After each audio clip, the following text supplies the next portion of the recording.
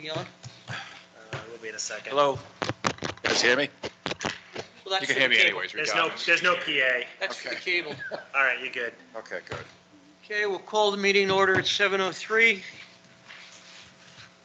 Meeting of the Water Board. Hang on a second. I just want to bring my copy of the, I printed two, if you give him one.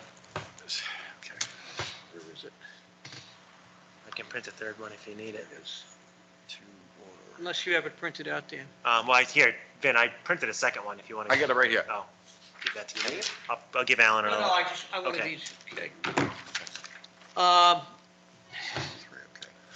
Dan, we don't have any minutes to sign tonight. No, it's gonna be a while. I'm just Okay, swamped. did you sign the bills? Sorry. Nope.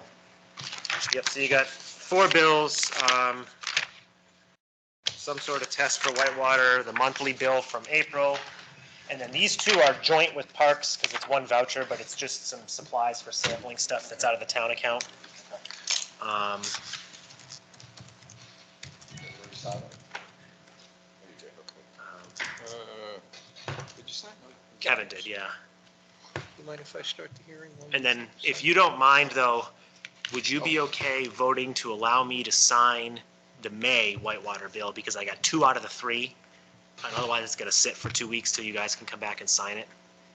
But if you're okay with me signing it, it's that we're a little bit behind. Can I have a motion to allow Dan to sign the May Whitewater bill? I'll make the motion to authorize Dan to sign the May Whitewater bill On our behalf. on behalf of the commissioners, yes. Okay, I'll step down as acting chair in second. All in favor? Aye. Aye, unanimous, 2-0. Dan? Okay, and it is the, of course, increase. It went up another couple percent because of course it did, yeah.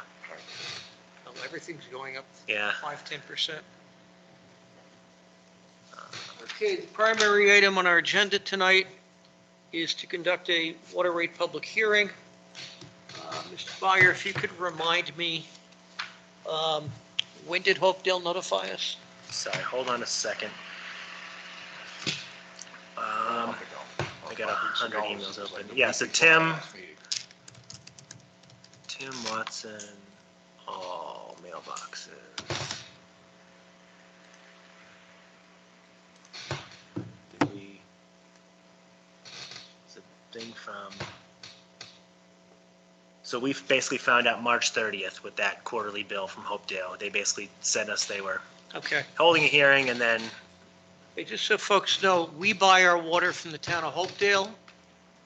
On March 30th, the town of Hopedale notified us that they had raised their rates for all of their customers in Hopedale and us by 25%. Since we passed through that charge, the item before us is to reluctantly consider a rate hike hearing. Otherwise, we will run out of money to pay them. and And so the proposal before us is we currently charge a quarterly flat fee, $37.50. That would rise to, actually, Dan, do you want to read it? well, yeah, so I think You have the gallons, correct? I sent you a whole bunch of options. Yes. So basically, if we do nothing and leave our rates the same, we will basically close the year at the break-even point with no buffer. We'll erase our entire surplus that we built into the budget. Right. So we have to do something to balance out the Hopedale increase. So I put the chart in with 25%, and then I ran a whole bunch of numbers. So if we want to like throw out some rates, but I think, let me find the sheet I had open. Sorry, hang on a second. No. Isn't this that water billing master calculation? Okay, well, while you're looking at, Yeah. for those who don't know, 3 years ago, we went from all the taxpayers in town picking up any deficits we have.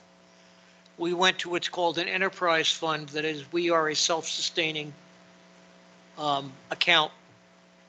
And the reason for that was basically and I did it when I was not on the system, an awful lot of people object to picking up our bills when they don't get to use the system. So we went to that. We also did it for another reason, that if we had, I don't want to call it a profit, because that's not our goal, but if we had any surplus, that money would be retained to start to be used as a fund for water main replacement. Our, pardon the expression, but our main coming down Route 140 is now over 60 years old. And is an asbestos cement pipe, which is no longer used. But the issue we have is we know we have to replace that at some point. So at the same time, we instituted a $12.50 a quarter fee to start building that up. We don't try to make a profit. We don't try to raise money other than that. But any losses we have, we had 2 leaks this fiscal year on Talbot Farm Road that the lost water cost us money, the repairs cost us money. We were able to self-fund that. But when Hopedale raises the rate, we have to consider raising our rate to take care of that, whether we like it or not. And we can talk about where the town's water study is going and after that, but, Yes, nobody likes to raise their rates. And just, 2 of the 3 of us on the board are customers. So if we do it, we're doing it to ourselves. yes, because you just mentioned it. So that water leak basically cost us $32,000 all in, and that basically erased our entire surplus The for the 2 2 of them, leaks. and dealing with that fallout from that. Between the lost water and the repairs, so $32,000 for that. Just by the way, you're talking tens of thousands to replace that water main. Although the town does have some federal funding, we keep trying to fight for to replace it with that and not cost anybody anything. So the issue comes down to, do we want to keep building the surplus?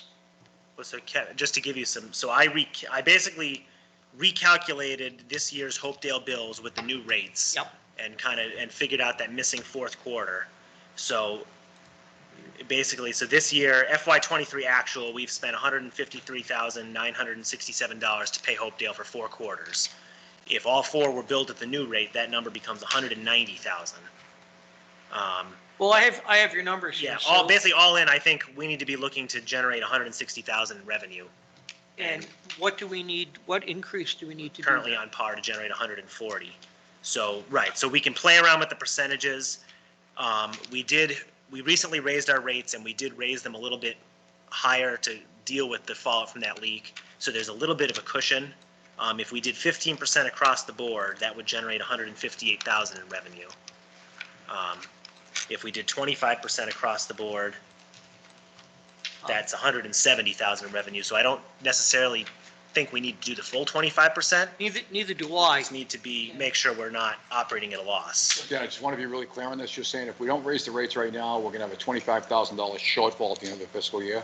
No, so if we do nothing, well, so this is pretending for fiscal 24. Fiscal 23 is all set. We will close fiscal 23 most Right, likely that's with fiscal year. I know with a you said. surplus around $20,000, which is around what we want to be at. Correct, I get it. Well, And that leaves, so our fund balance would be 30,000, and then we're going to take 10 of that and roll it into next year's budget to be available for emergency. So if we did nothing, we would close fiscal 24 with a balance of $2,000, which is too close. which is not, So the that's no room for. $20,000 surplus that we have right now would be all gone. That would not touch the surplus at all. That's just saying Operationally. we would end next year, assuming we spend all of our expenses, at $2,000 in the black, which means if something goes wrong, we're immediately eating into that surplus with no room for error. And then I did some different percentages. If we do 25%, we close at 32,000. If we did 15, it's 22,000. If we do 10%, it's 12,000. We could Well, maybe apply those percentages and increase tiers differently. I don't know how in Well- depth you want to get. based on the numbers we have, I would rather go with We can't do zero increase.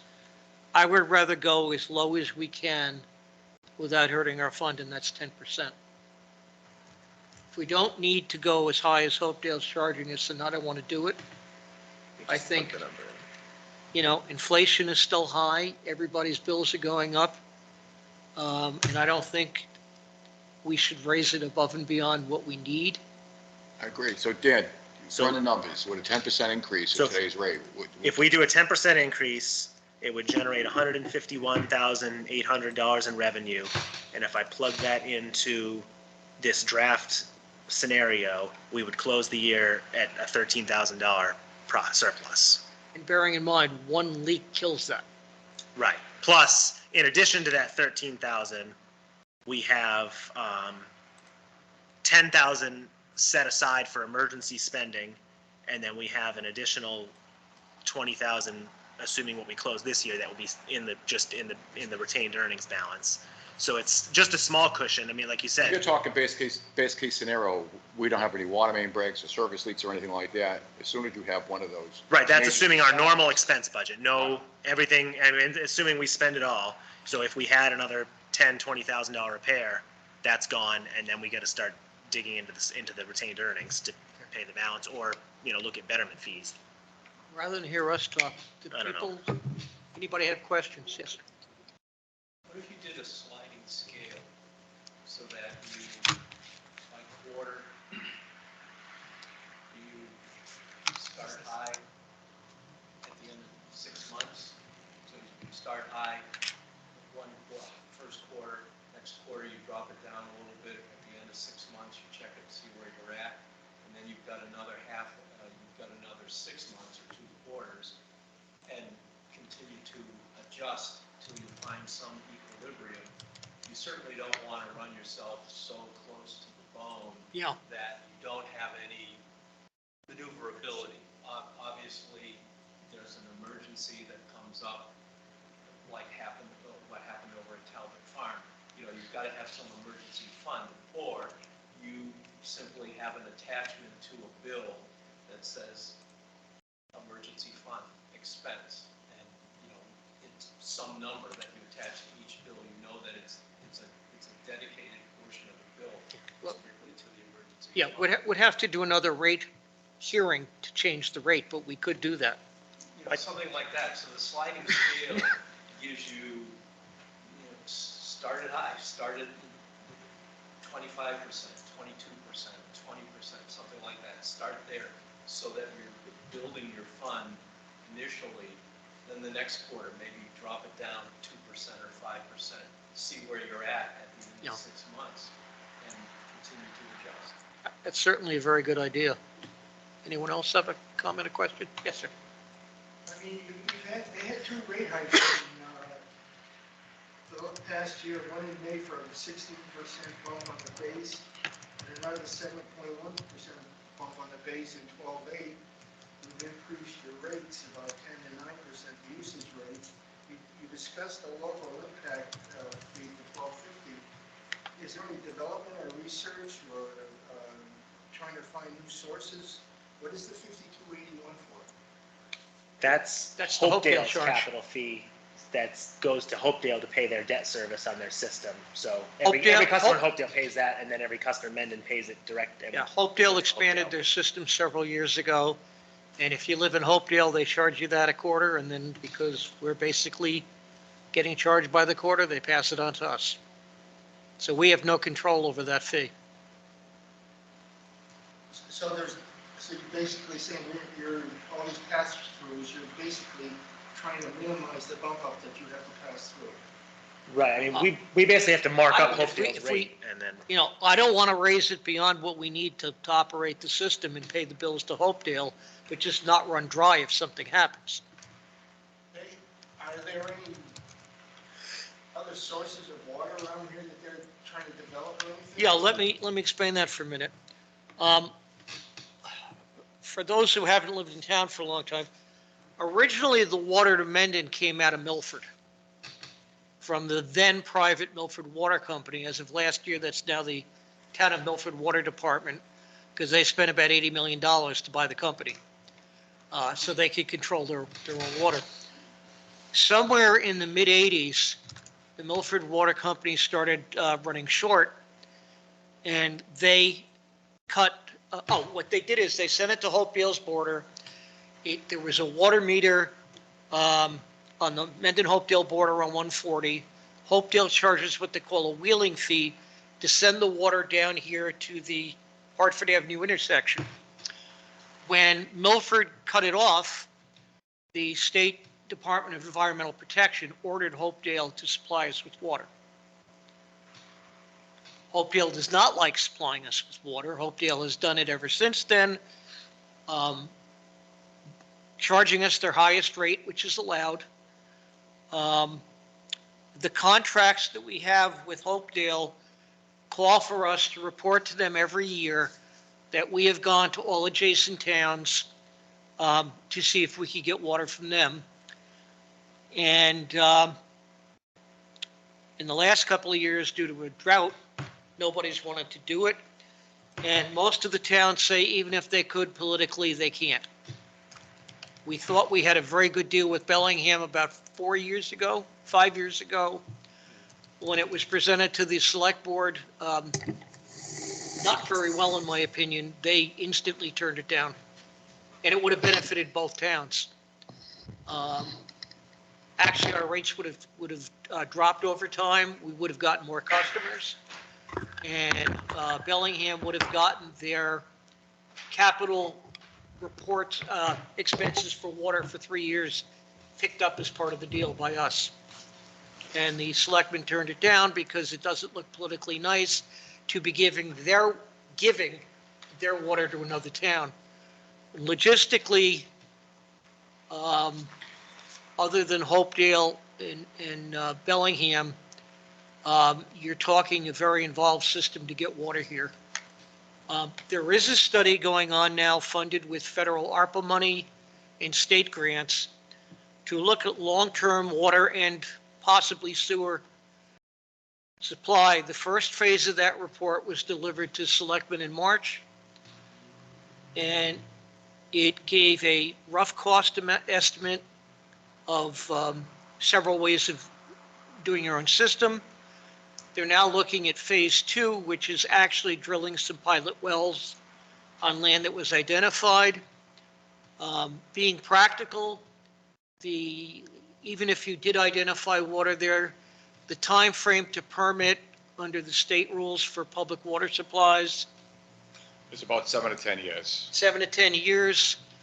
You're talking building a system that would cost hundreds of millions of dollars, which of course would be, depending on how you got a grant or whatever, would be borne by anybody it goes by.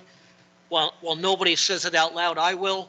As an assessor, I can tell you the most common way it's paid for is the pipe goes by your house, you pay a betterment fee.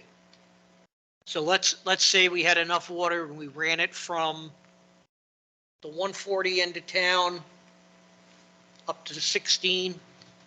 If it went by your house, you'd pay a betterment fee whether you tie in or not. And the betterment fee would be substantial because somebody has to pay for that system. So it's a long answer to your short question. We've looked, there's nothing else available. The alternative for our customers right now is to spend whatever it costs to drill your own well and get off the system. The downside of that is if you decide to do that is the less customers we have on our little system, the higher costs of remaining people. I would also point out, and a well today is probably 10,000. I think, yeah, it's about. I would point out there is one positive benefit of being on the water system versus a well, and that is, the water is tested and up to state and federal standards. And it's not tested. Everybody knows when you buy a house with a mortgage, the bank says we want a quality test and a quantity test. And if you ask the average homeowner that has a well, while they own the house, that's usually the last time they do either test. They just assume it's okay. And you can't really assume that today.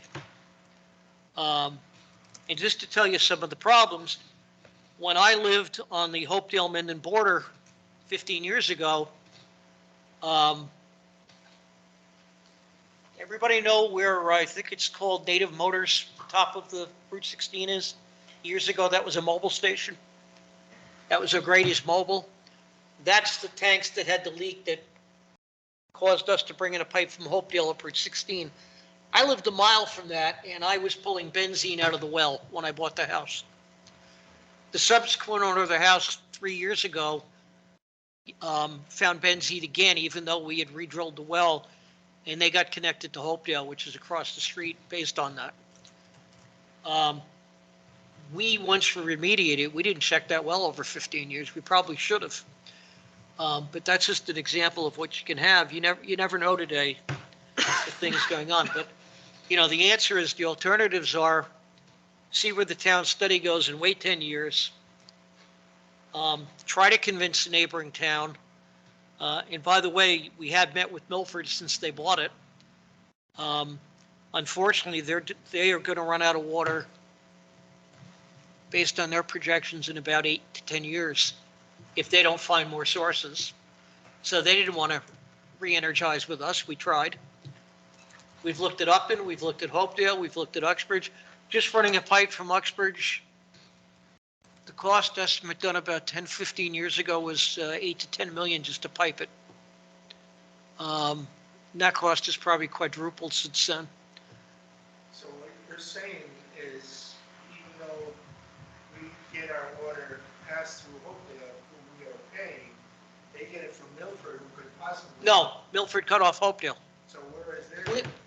Hopedale never got water from Milford. Milford just sent it through their pipes to us.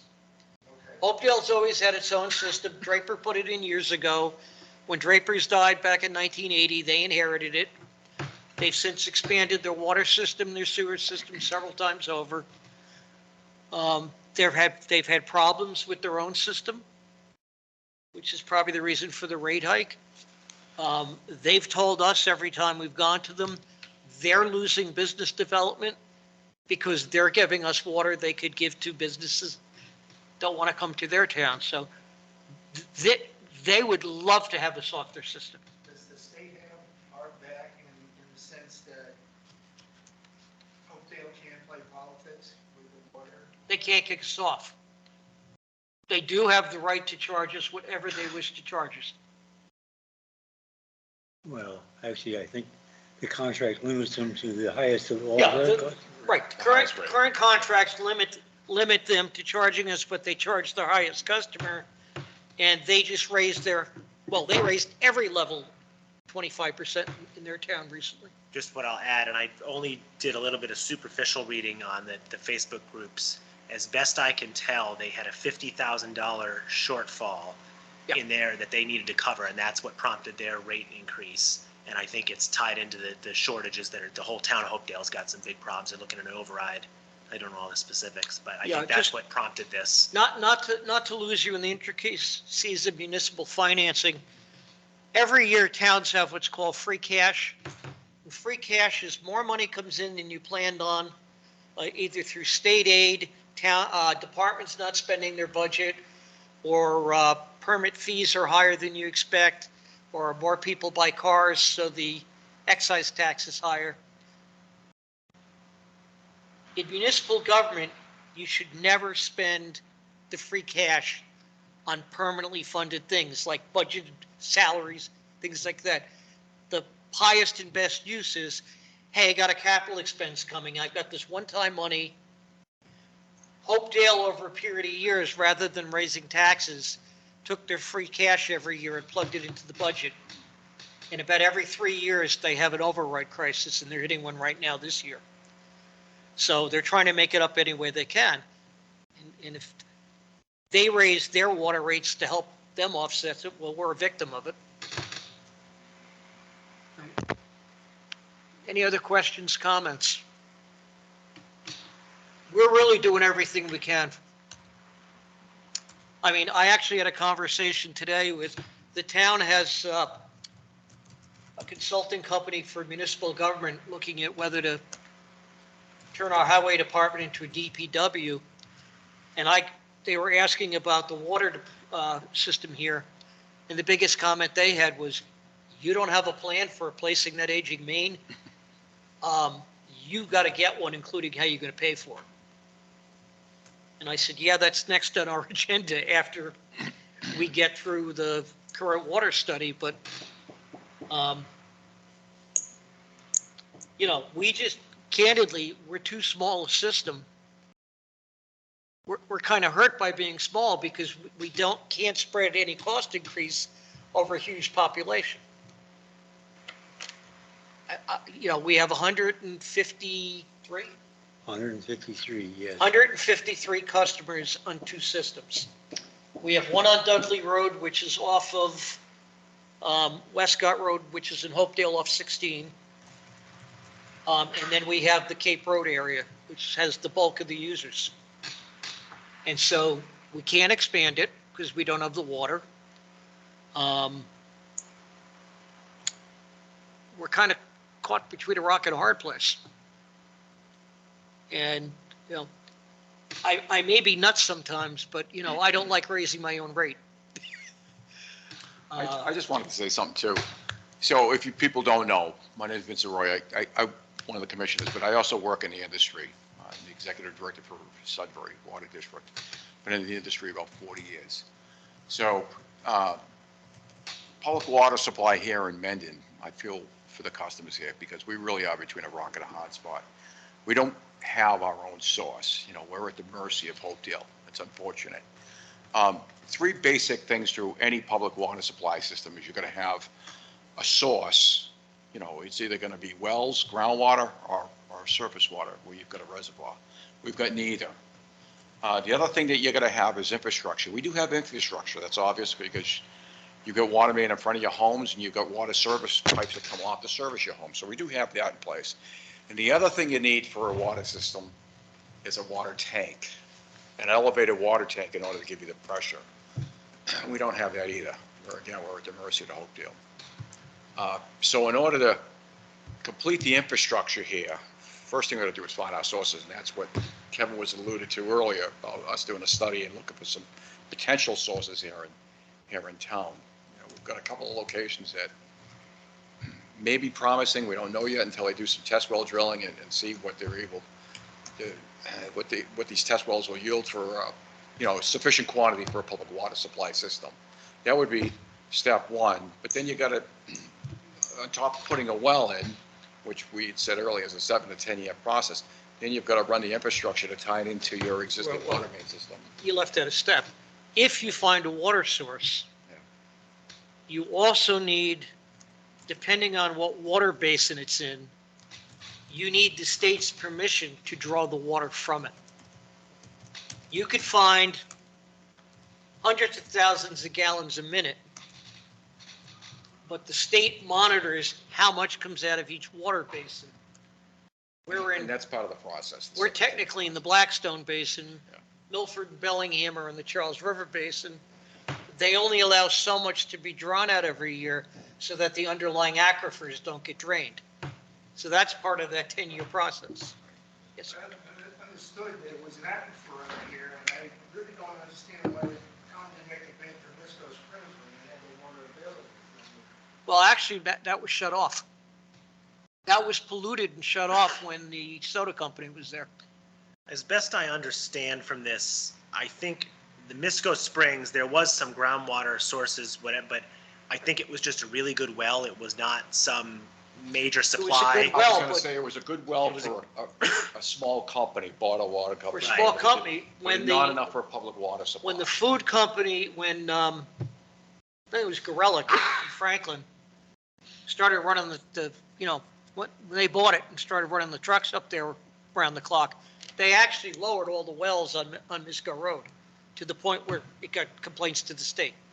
Why didn't the town foresee something like that and picking that up?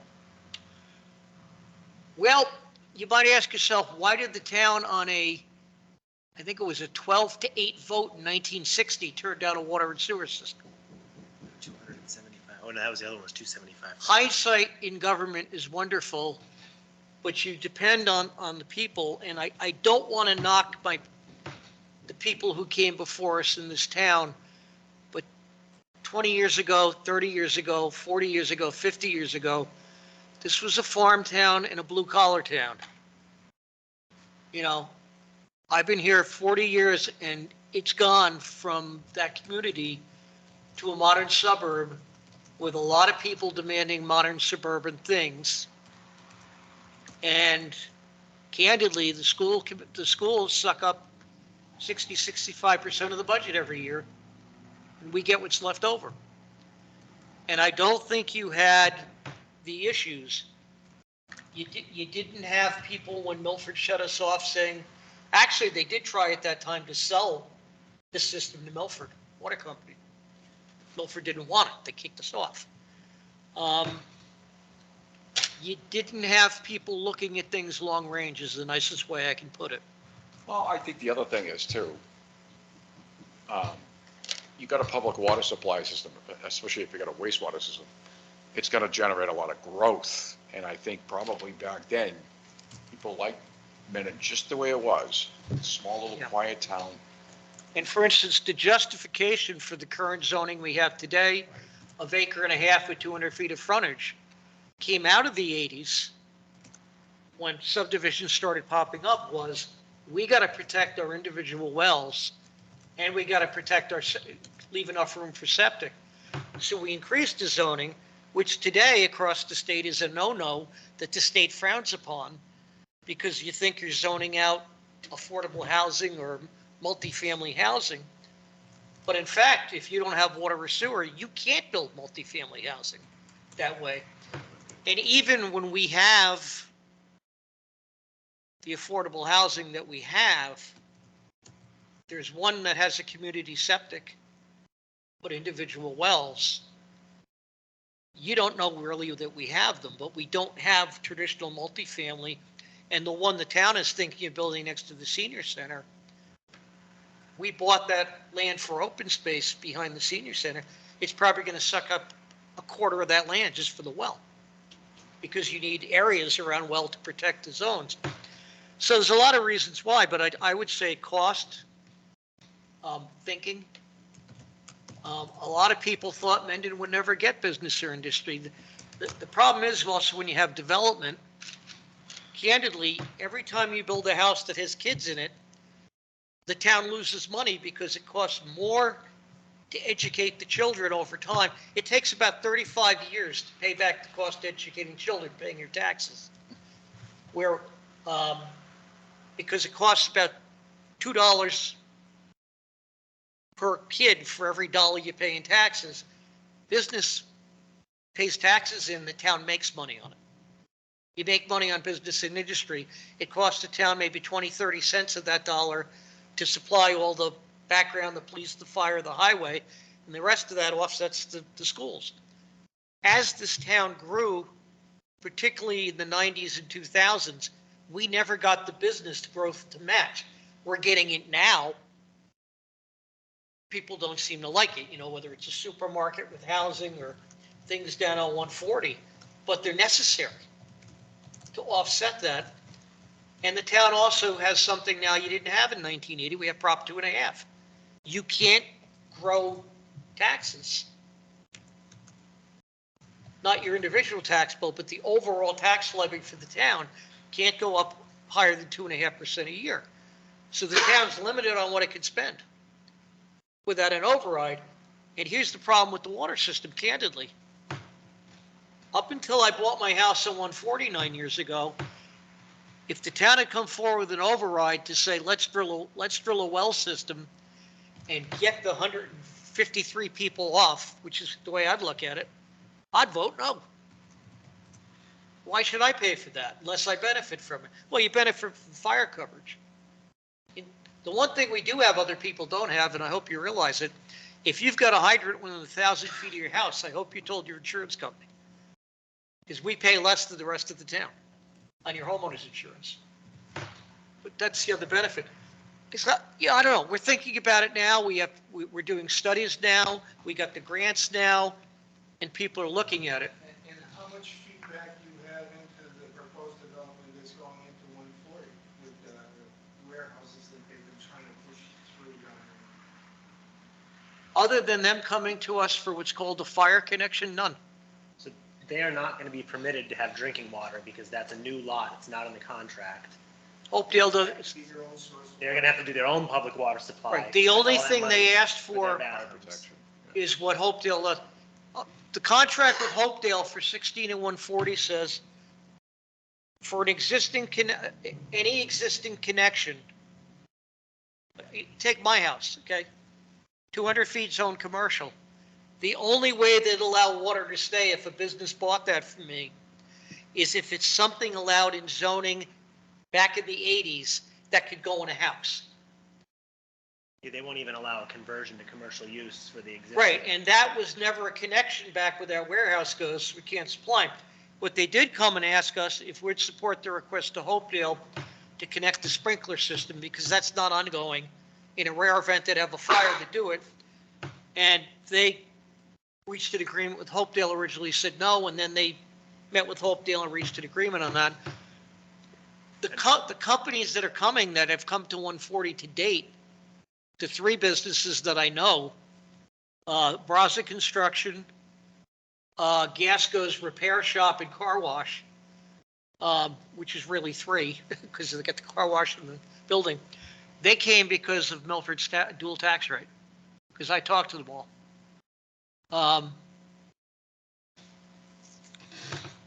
Braza had a connection.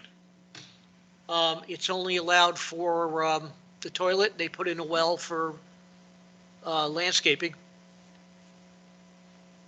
For whatever reason, Car wash has a well. Gasco's connection was allowed to go through. Well, because it was Westwood Lumber, it was an existing connection. Because it was Western historically. Lumber at the But the time. car wash has a well for the car wash part. Right. They're on town water for their And bathroom. that's recycled. But if somebody came in today, let's say at the somebody corner. decided they're gonna buy up all the houses on my side at 140 and putting something big, they're not getting water from Hopedale. Hopedale won't allow it. So our growth is limited by that. When you've got somebody who says, they're gonna spend a couple of $1 million building a warehouse, to them, what's 13, 15 grand for a well? Over time, it's nothing. But that's the only thing we've had. And the only other thing we've had to do with that is if they are allowed to build the building, they'd have to relocate one of our mains. And since they're relocated, as far as I'm concerned, it's a good thing, because that means they'll be upgrading it to modern materials, and it'll last another 30, 40 years, as opposed to what's there has been there at least 30, 40 years already. And they'll pay some of the same quarterly fees.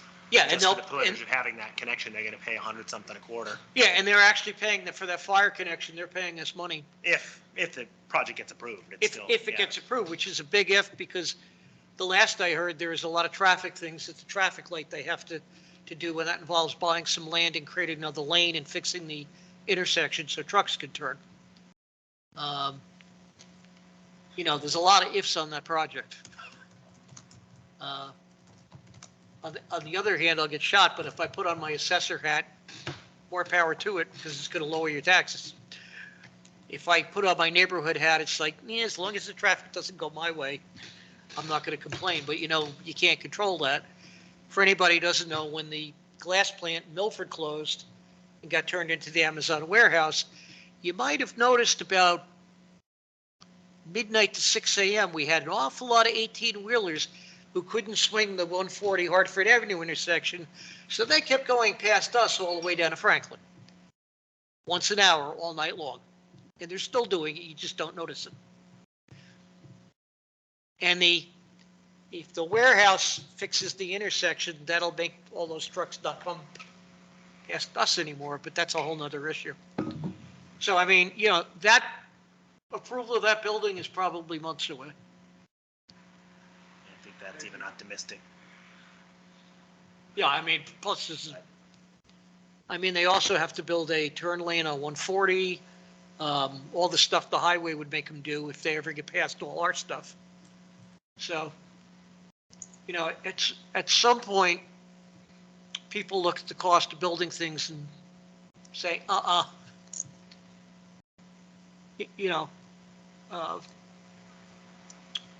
and the other thing is, we don't have enough land available for people to build something sizable in the business zones that we have. You're not going to see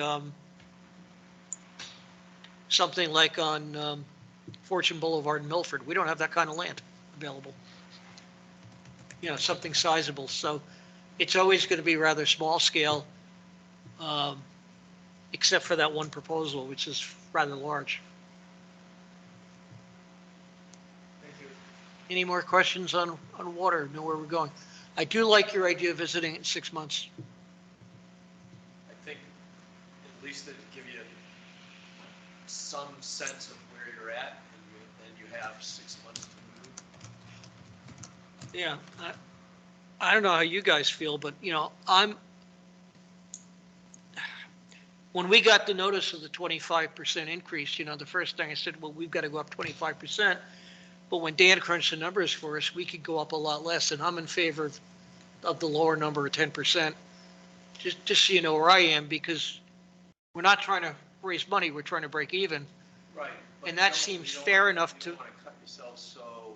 Yeah, and that seems fair enough to pay the You bills. don't want to come in there and, and just at 10% and just barely cover yourself, give yourself some flexibility. Well, that does give us flexibility at 10. It's 0% where anything would throw us out of whack.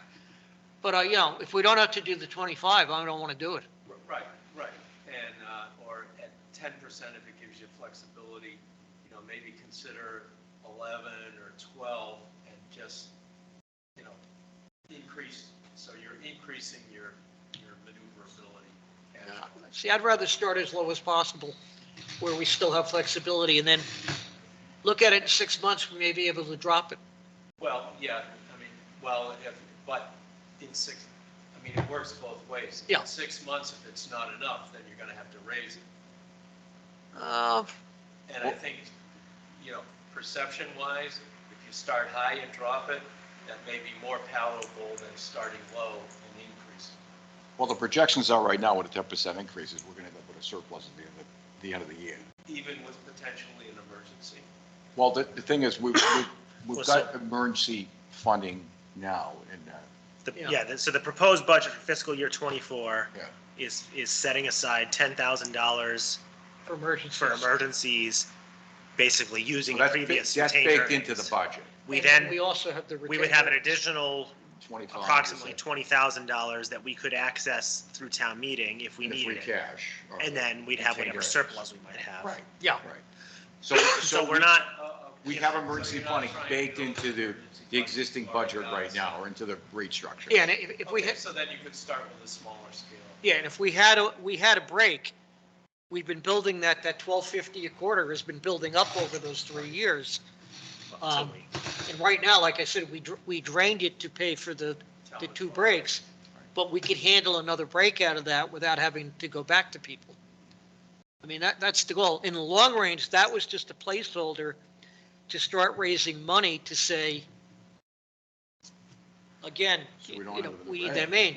What I'm hoping is we can sit down with the select board over the summer or the early fall and say, you've paid for this study out of the federal ARPA money, which if you look at the criteria, the only thing Mendon has to spend it on is the what? Okay, we had 1.6 million of ARPA money. You spent 500,000 or whatever it is on these studies. We'd like the rest to replace that main on 140. Sure. I mean, in an ideal world, that money goes away, just so you know, if you don't earmark that money by December 31st to 2024, It could be gone. it's good, the federal government takes it back, and if you do earmark it, Right. you have to spend it by the end of 2026 or it's gone. Right. So my feeling is we're getting into calendar 2024 pretty quickly. You know, it's 6 months away. Earmark it. Earmark it, commit it, right. Yeah. No, just No say, hey, guys, you Yeah. paid for all the study. You know, you got some state grants and you use some of it to pay for the study. We have a practical need now, and it's in the backbone of your business district. And you can't spend it on anything else, because if that money goes back to the federal government unused, that's a crime. Yep. I mean, it's there, let's use it. Is that yours only, or can some other town department? No, that's Mendon only. can only be spent on But can infrastructure. another department- There are 5 criteria you can spend it on in Mendon. One of them was bringing the internet to every house. We got that. Broadband, sewer, water. Broadband, sewer, we don't have, water, when we looked at a water and sewer study. But the other four criteria, Mendon either doesn't need it or doesn't have it.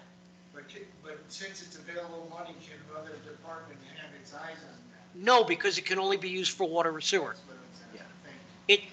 There are five things they give. The one I remember off the bat is broadband internet to everybody's household. And we basically, Verizon and Comcast put that in years ago. They're talking about Western Mass where half the smaller communities don't have anything. But that money was allocated based on our population. And it's sitting in a bank account earning interest. We have it all. I will tell you, when Milford got it, when they were buying the water company, they got, I think, $8 million. When they bought the water company, they applied the entire $8 million to fixing things that the private company never fixed. So all last year, they spent it all on old water mains. They had water systems that didn't loop. So they had 150 dead ends, which meant the water wasn't circulating, so the people on those streets had brown water all the time. Even though it was good water, it was brown water because it wasn't moving around. They built in all the loops. They're still doing it this year, but they spent $8 million at once, just on that. And if it's the only thing we can spend it on that the town has is water, we're going for it. So in fact, we're on record. We've already met with the board twice to respectfully ask for it. And we're getting close to the deadline, so I don't think they can put us off anymore. What were the two areas that you mentioned that were possible for public wells? Here. The study identified. We should post this on the website. I just wondering if we The should study? redact like the actual map of our water system, if there's stuff that really We should should take the map of, fully public. one of the sites is in the, hold on a minute. Yeah, I got it. One of them is the Paddock property next to, like, behind where they're looking for that housing project at the senior. The other one is the Varney property off of Bates, I believe. No, it's not the Varney property. Is it not? No, what's the side street? Hang on, it's I can never remember the name. Thornton? Their Oh, road. Thayer. There. Yeah, you're And right. Thayer actually was worked on by the Milford Water Company in the 70s and 80s, the exact same site. They just abandoned it due to cost, and at the time, the owner of the land was not interested in selling it. I will, Today, that particular piece of land is in the control of only one person left in that family. so, is that the right one? And then you're going to need their permission to drill a test well and, So here, this is one alternative that they identified. So yeah, just that, got them up here. that's the, like, next to the senior center, and then a proposed water tank actually at the park. Then the other option that they identified that Kevin, this is, if you can see this is down, let me zoom in, if this will cooperate. So that's Bellingham Street where that blue line is. Yeah. And this property, this is all that Varney land, and then Thayer's on the other side here. Yeah, Thayer sits, you're on the Mill River Aquifer. And then, there was a third one. This is the Providence Road that the Milford looked at too. So this is down Providence Road, kind Yeah, of. the Colonial Drive subdivision, if you don't know, sits Soccer right on field. top of the Mill River Aquifer. If you've ever been friends with people there, they got the best water in town. No iron, no magnesium, and comes up ice cold. It's delicious. And that Thayer Road is on that same aquifer. So, But then even if they did wells in that area, they'd still have to pipe it somewhere. well, you'd have to do, again, you need land around it. Right. You may need a treatment facility. Well, today you do need a treatment Yeah. facility for everything the EPA requires. You'd have to build a piping system. Again, you'd need the tank. We're talking over 60, $100 it million. was 60, their estimates were 60 to 70 million, and it was looking at phases. So it was feeding the existing system, getting water to this kind of corner, but then you have to connect them all. And it was pretty And extensive. let's not forget, Mendon has an awful lot of ledge. So what is it now, a foot of pipe to put in water main? Well, without ledge, it's about $400 a foot. So- Yeah, counting engineering, cost of the pipe and installation, $400 a foot of water main.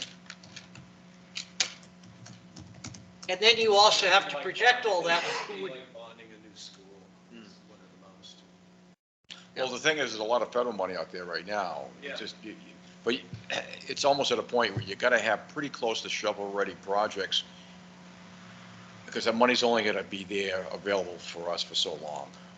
So you wanna, Yeah, and just to complicate it, the debt ceiling thing in Washington, one of the things the Republicans want to do is yank back all that approved money that hasn't been spent yet. correct, yeah, they are, and that includes That's what they want. So all the opera, future ARPA, there was ARPA 2. right?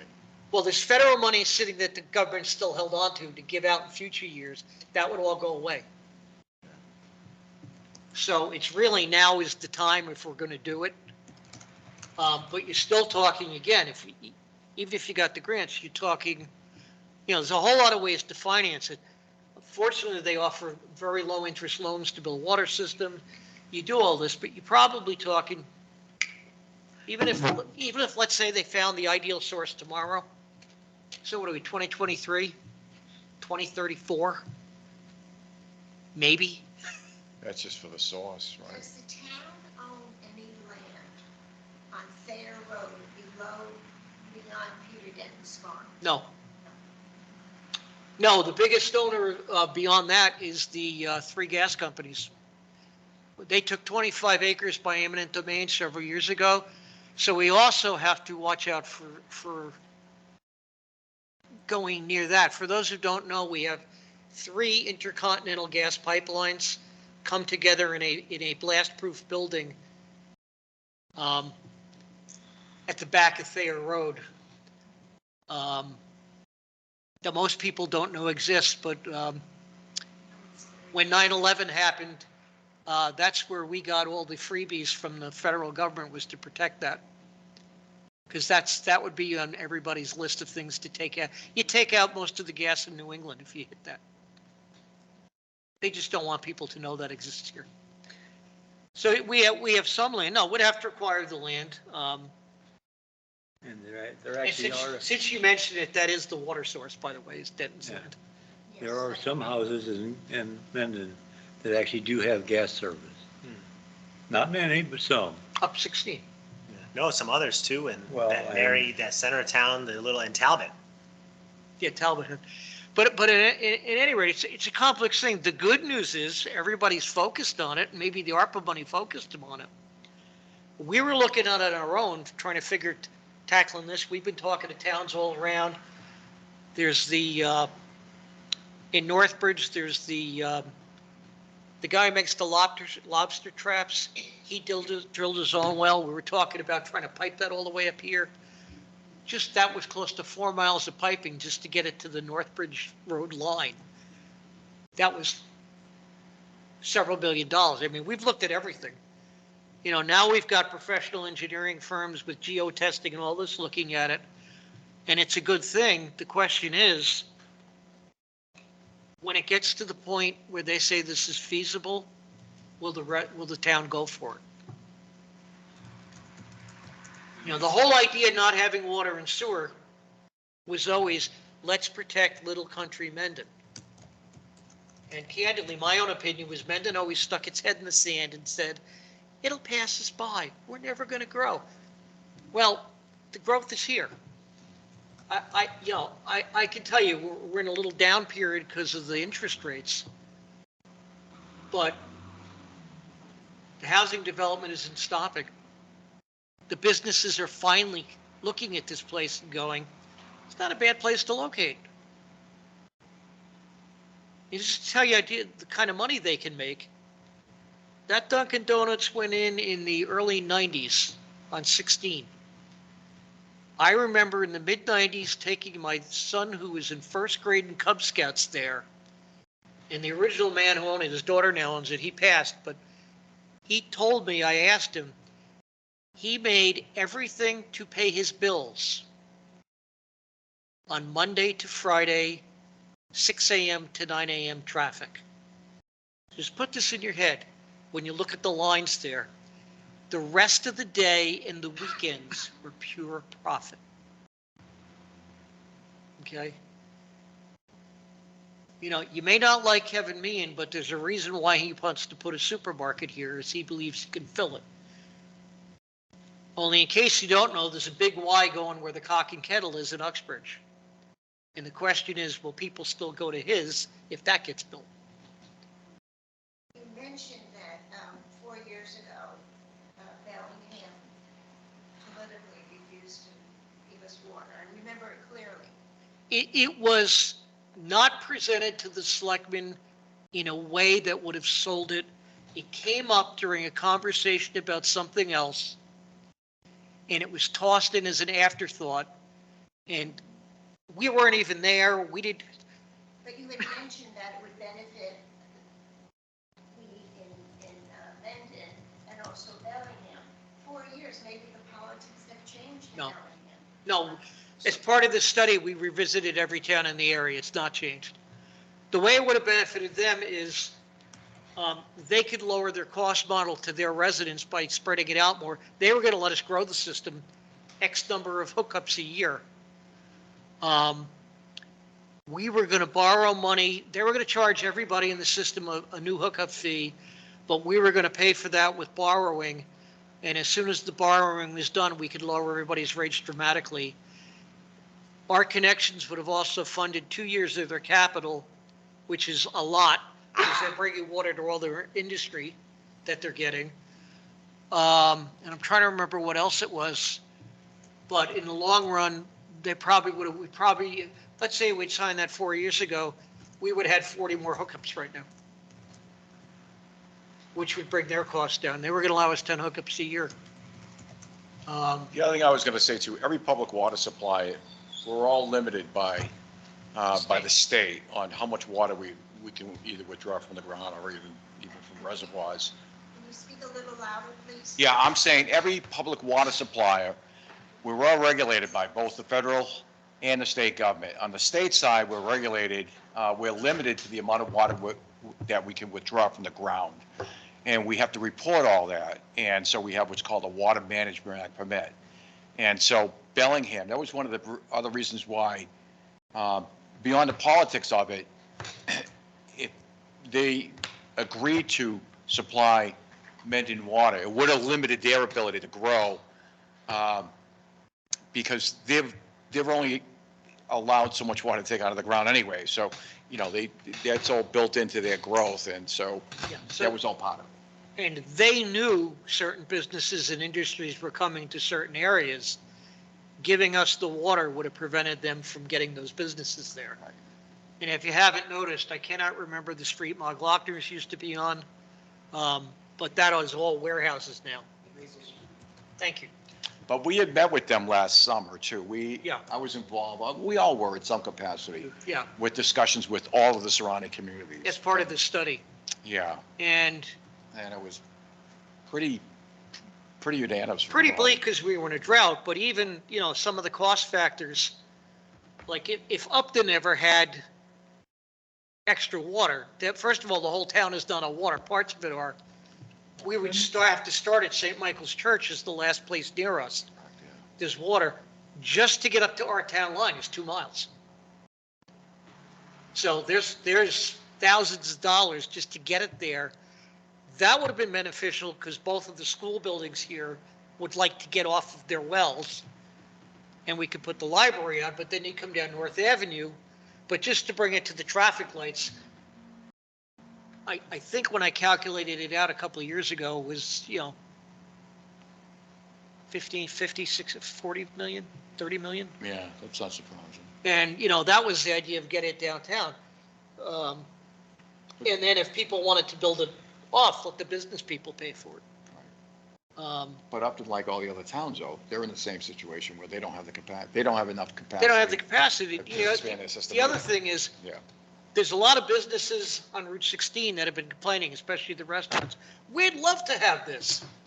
And then you tell them the cost and they go, oh, Screw that. because some of the restaurants, the 2 large restaurants I could think of are probably having their septic tanks pumped once a week, and they'd love to get rid of that. Well, then you tell them the cost of putting it in, and like, wow. And we don't, and the cost of building, I'll talk about sewage for a minute. We would probably strike a deal with Hopedale to go to their sewer treatment plant, just to get it up the hill and down the hill, is another thing. The other thing is when you do go with something like that with another town, if they took federal money to buy their sewer system, they can't refuse you. But let's say they have to double their capacity if they added us, we pay for that doubling the capacity, we pay for all the piping there, we pay for the pumping station up the hill, and we get to pay their highest rate, and that all gets passed on to the ratepayers. So you reach a point where it's like, it doesn't make any sense to do it. And you realize, hey, we're stuck on wells and septics. And then one of the selectmen feels, quite honestly, if we're going to bring water to streets, we might as well bring sewer with it. Because, people won't give up their wells unless they get something else out of it. And I do remember my father-in-law in Uxbridge with 7 kids in the 60s spent 30,000 something in 1960s money to build a brand new septic system in his little house with 7 kids and 2 adults. And 2 years later, Uxbridge brought sewers down the line, and he had to pay after paying 30,000 on a loan, he had to pay for the betterment fee to bring sewer down the road. He's happy over the long run with the sewer, but he paid twice, in his opinion. That's all I ever heard when he was alive was, I paid twice for that. So you look at people going, but imagine if they start running it down Providence Road, and you tell somebody you've got 200 feet of frontage, your betterment fee is $8,000 over 20 years.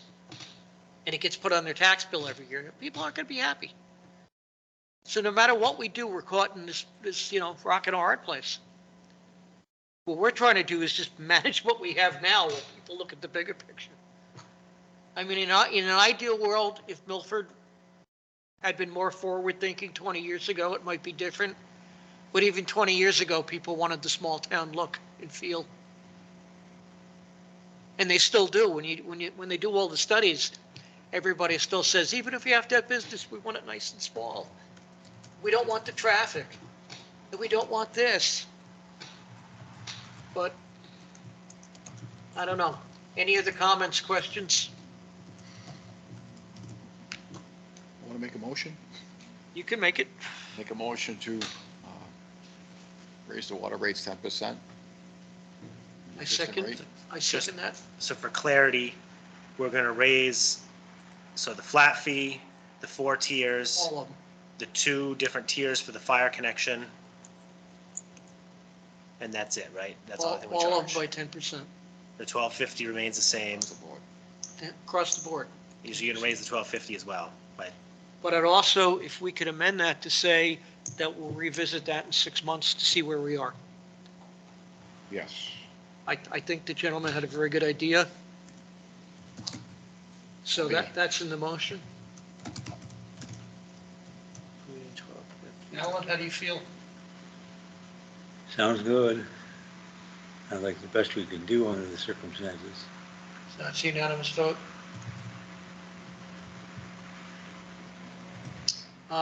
As Dan Byer said, I think we're going to try to get the progress of this water study up I'll on, post it on the website. I was thinking that the other day. up on the website just- so people can follow it. I think we should redact the specific plan of the water mains in Mendon just Yes. for security reasons, even though it's not Uh, any great Have secret. they finalized the study? I don't know. I have to, well, no, so we were supposed to get like a, nice final bound packet, We got maps a and all nice that. draft, but it's got, Right, but Few things that have to be according changed. to the planner, Yeah, one was he's, accepted, and he's waiting for them to come back with a cost proposal Yeah. for phase 2, which is the testing and drilling. we should ask him on Friday if you see him, or what. Will he be at town meeting tomorrow? Yeah, he'll be Jack? there. Okay. Yeah, for those who don't know, actually, speaking of people being forward-thinking, we actually have a town planner now. We share him with other towns, or her, but we got a very good guy, Jack what's Hunter. Jack's last name? Jack Hunter. Jack Hunter, we've had for the last year, who's done a fantastic job with the planning board and the zoning board and running the study. And that's a huge step forward in long-range planning. And he's overseeing getting this done. And even nicer, since the selectmen are technically in charge of it, he actually keeps the guys who would implement it, us, up to date on what's going on and asks our opinion, which is not always done. Oh, he's been terrific. Yeah, people have to understand the rights that different elected boards have. It's, some people that normally sit at this big table sometimes think everything revolves around them. You listening, Jason? And they have to realize there is an elected board of assessors, an elected park commission, an elected board of health, elected water board, and, we're in charge of certain things by law. Personally, as a full-time assessor, I always get a kick out of reminding people in town governments how much power the assessors have, because people have no clue. So, for instance, the full-time assessor for the town does not work for the Board of Selectmen, is not hired by the Board of Selectmen. Is hired by and reports to the elected Board of Assessors. And if we want to give her a contract, we can. It's state law. And we get very mad when they start moving her office all over town hall without consulting us. Just a personal thing. No. Um, Have you got it so the only all other, done? What? Have you got their motion done? Oh, yeah, I Can you read it back? so the Well, only, I just put very notes. I'll clean this up. So the motion is to raise all the rates 10%, including the 1250 fee and the fire fees. And I'll make a review it chart 6 months. and review in 6 months. Oh, I heard that. The only other thing on our agenda, Dan, is, you had update on the Cape Road contract. So let me just flip back to the agenda. Was that what Jack was doing? So updating the Cape Road, that's just a placeholder. That was what Jack was looking into. I have no news. I will Okay. bug him. I And the believe he was going to talk to council and she was going to look it over and provide some suggestions.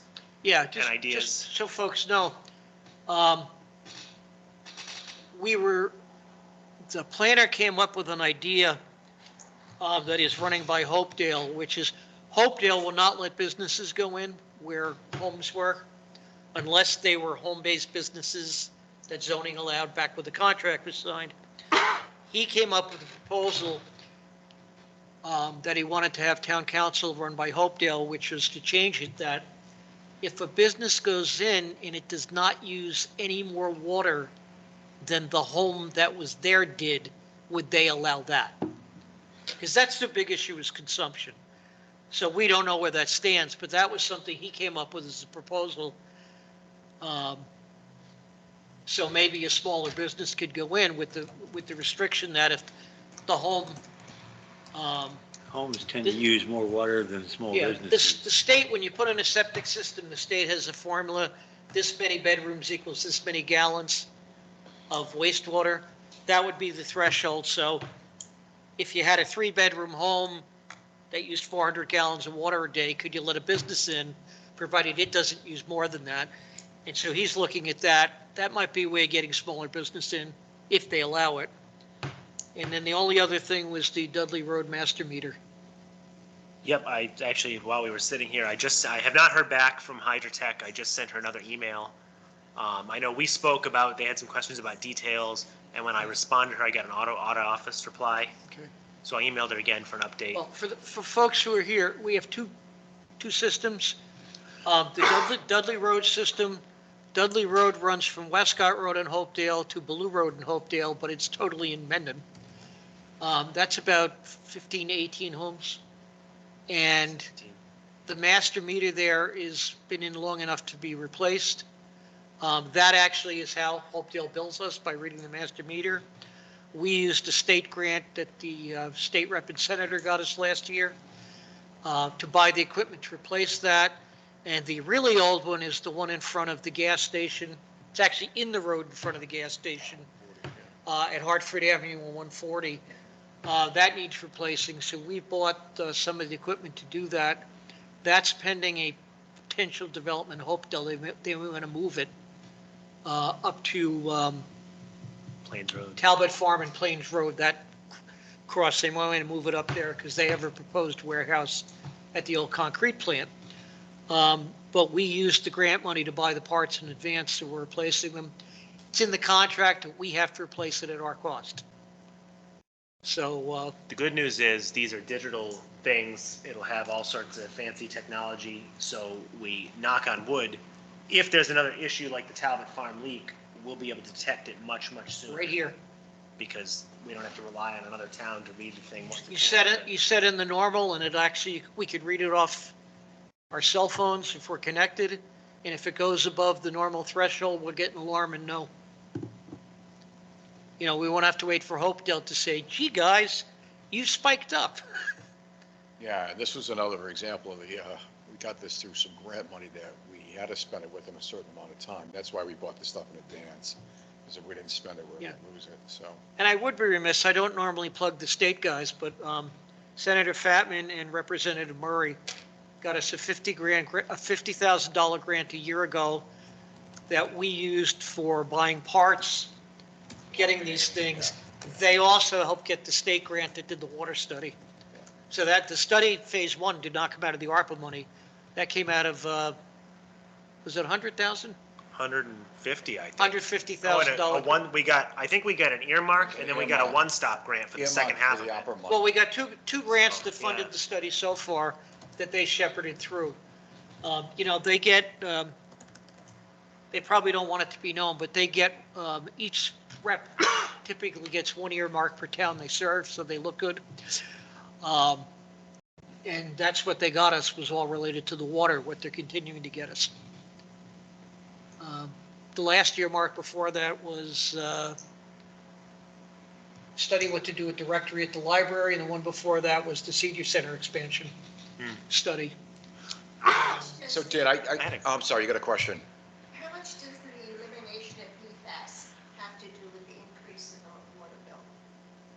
So I can tell you Hopedale had to take one of their wells. So Hopedale, one of their wells tested high, and the simplest solution was to actually just shut it off and stop using that water. Is that the one at the country club? I'm not They're all at the 100% country sure, club. They're all at the country but they are No, now having to actually, install a whole treatment system. There's one well that's Sorry. 300 feet north of the country club. I said corrected. They're in the area there. And that's part of the whole kind of backroom politics with the warehouse proposal is they offered to pay Hopedale money towards the treatment and the tank that Hopedale needs. But that's probably driving some of these revenue increases is the added treatment. I know we're gonna have to, it's on town meeting for this building, we're gonna have to appropriate funds for the treatment system in this building. And I mean, That's it's tomorrow night. probably for the best, but I think that, the federal, they're setting the level at an extremely low level. Yeah. Um, But you might as well understand that we're all living with PFAS in our bodies, whether we know it or not. I will say, I did finally watch that documentary, The Devil We Know, or The Devil You Yeah. Know. It was rather enlightening. It's on YouTube now. Thank you, DuPont. Yep. DuPont, 3M, yeah. Well, if you don't know, one of the reasons every modern fire station now has its own laundry is to get that stuff. That's a big problem, because they have a fire training. Yeah. And they have that stuff all over they come in from a fire, the rugs, the furniture, everything's plastic. They come coated with it. Firemen have higher rates of cancer than anybody in the country, any occupation in the country, because they only realized a couple of years ago, they gotta disinfect these guys. It's like in our fire station, they have a whole laundry room. And even that doesn't get out. I was watching something on TV last night that a fire department in, I think, Pennsylvania, they kept washing some cleaning rags. And after you wash it, you then run it through the dryer. They exploded in the dryer because of the chemicals in them, the heat from the dryer, the first time they put one in, and they almost lost the fire station. So there is a class action suit right now. They call it a multi-district litigation against 3M and DuPont. Yeah, there's a kind of a pilot litigation down in Florida right now for one community. And ultimately, that's going to kind of lay the foundation on what the rest of these communities could receive that are involved in this class action suit. But ultimately, Dan kind of mentioned that the EPA is coming out with much more stricter regulations than what's currently, than what the state of Massachusetts currently has on the books. The federal ones Yeah. are much more strict. But So- just to give an example, the chemical thing, it has nothing to do with water. Veterans are entitled to certain exemptions for disability. We are getting in people in their 20s and 30s, 40s who served in Afghanistan and Iraq, where the Army started the burn pits. And you're seeing people 35 years old, 80% disabled due to the chemicals they breathed in. It's unbelievable. You know, they were forced to live next to those, and it just breaks my heart to see somebody that young can't work. You know, because they volunteered. But that's not to do with water, but Mass has some pretty strict requirements on a lot of things. I don't know if anybody remembers when Milford had to boil water back about 8, 9 years ago. That actually led to the town buying the company. Just took them 8 years. That was one It's the water tower. one episode of what turned out to be squirrel feces contaminated a tank. And when they did their routinely weekly testing, it showed up in one place out of 12 tests that one day. And that led to shutting the system down for 2 weeks till they identified the water tank, which the squirrel got into because they never kept the tank updated. Because they liked, when they were a private company, they liked to save money, so they never repaired what they knew was a faulty tank. And they wound up putting a $100,000 roof lowered by helicopter to replace that roof. So, So I had a, Any of you sorry. have reverse osmosis systems? I don't hear, I have one at my house in Connecticut. And you do? I do at my house, yeah. I get my water from the Omisco Springs yeah, area, you're, so yeah. But, I yeah, the go- water is heavy with iron and manganese. Yeah, most of up here is high iron and manganese. Around the lake has bacterial iron. If you've ever seen that, it actually grows in the glass overnight. If you left the glass half full of water on a table overnight, it grows up the sides. I've never heard of that until I lived there. No, my fiance and I just bought a house a retirement house in Woodstock, Connecticut. We have reverse osmosis. You would not believe the stuff coming out of that filter. Yes. It's worse than the lake. We actually put in another system on top of it because I said, that's not enough. They did one of those little, cartridges you buy at Ace Hardware. I said, no. But, I don't know. Dan, do we have anything else we need So- to talk? Well, I wanted to ask you again about the meter. Dudley Rubin, so I emailed, I just sent another email and just said, hey, just checking in again, we need to get this done by July 1st, because we got to pay for it out of this year. It's just, I think, unfortunately, one of the side things of being small, it's kind of a weird middle job that, they're probably overwhelmed with work. And So is he scheduled with us yet? the last conversation I had with the woman, Lori, I think, is like the office person, she said they had openings, they were going to put it on the schedule. She asked those questions about specs, and then I sent her all that information, and then I got an auto office reply, and that was about 2 weeks ago. Well, again, we're small So, enough they I can just ignore. emailed her again to just say, hey, what's the deal? I mean, it Let was, me know if you need me to reach out. to I'll let you know. I'll have, maybe I'll try to buzz him. Okay. So you said something interesting that made me think of something under this 48 hours, just to think of.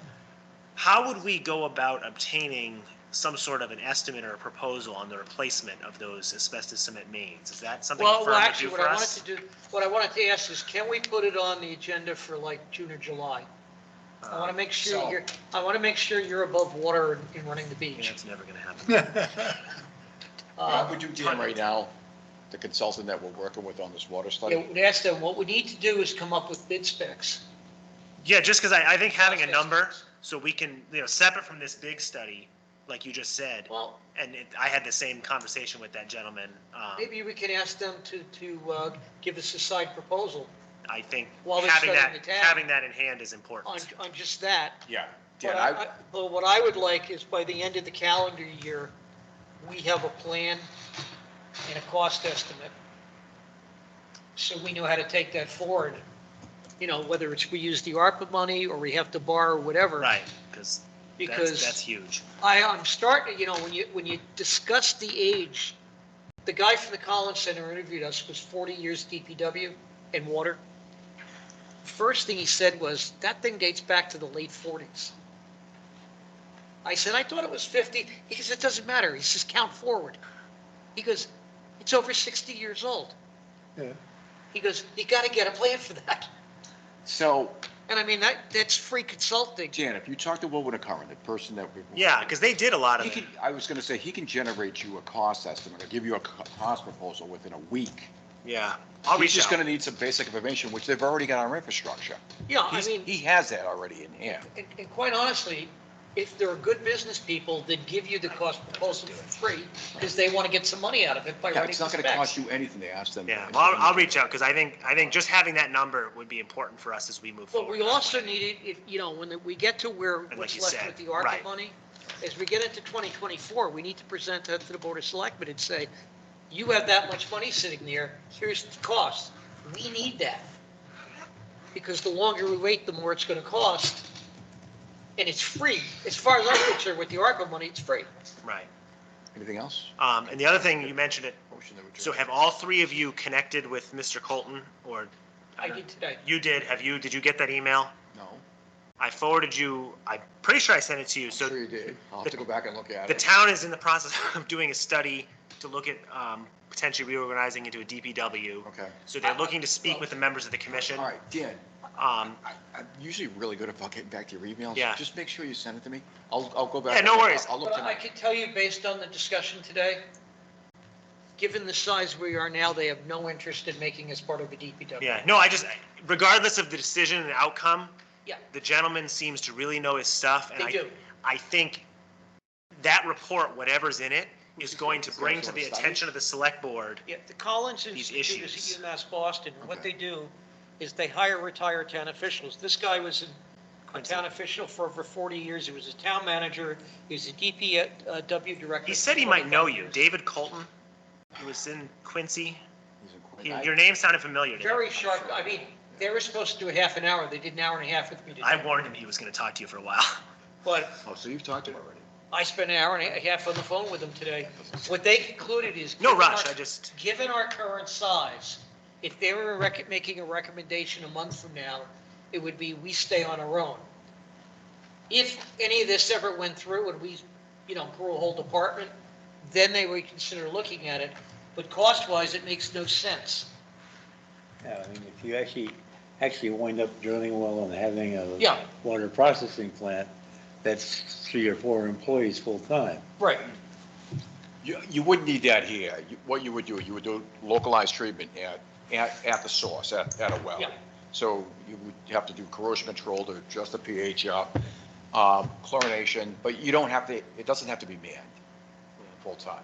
We're too small for that. Alan, No, but what we're looking at is who would Beyond take that, care of the automated, meters, too. who would take care of the people, who would answer the phone and complaints. And he said, basically, at 153 people, it makes no sense. You start having 3,000 customers, it makes sense. well, I think, and especially more, more for my position for parks, I think whatever happens, that study is going to bring up a lot of issues in terms of we need to fund these things, however we fund them, whether it's a water department, a DPW, a parks department, Right.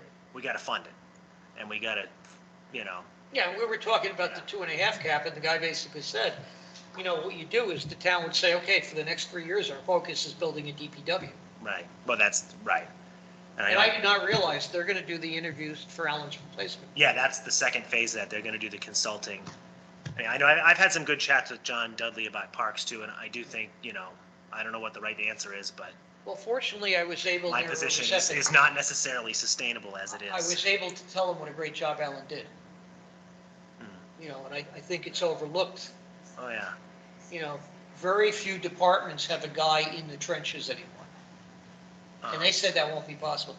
Anyway, you want to make a What's motion up? to adjourn? Yes. Yeah, we can adjourn. I gotta- Anything else? I want to ask Alan, but we can do that offline. So. Okay, Make a motion to adjourn the meeting. second. Unanimous. Okay. Unanimous.